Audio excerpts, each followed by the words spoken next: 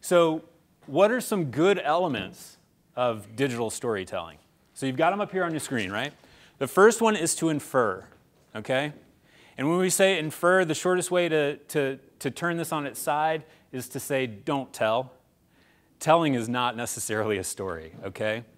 When you read your favorite author, when you read a piece of literature, when you read some fiction or nonfiction, or when you go to see your favorite director's movies in the theater, do you want to be told what happened?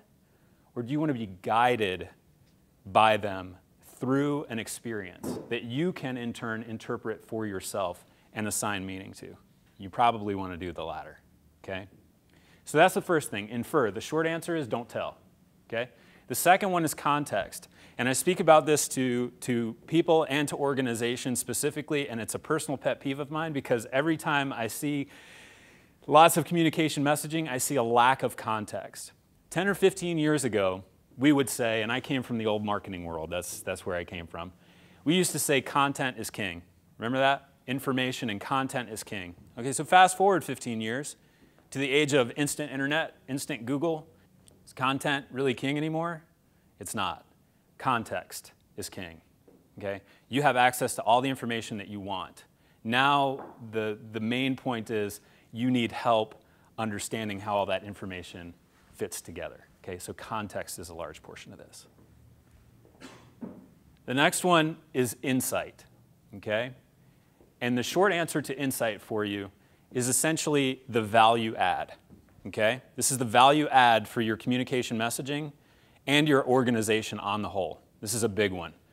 Insight is when your consumer of your message is consuming your message. They are giving you a portion of their day, correct? They are giving you their attention.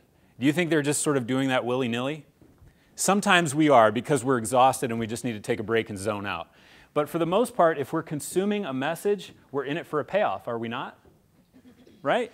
And that's fair. Right? I've given you my attention, I'm watching, I'm paying attention, so what's the value add for me? What is it that I learn? What makes my life better? Or what helps me at work or in my personal life? Okay? That's insight. And the fourth one, which is one of my favorites, is spread. Okay, and so when we talk about spread, here's what we mean.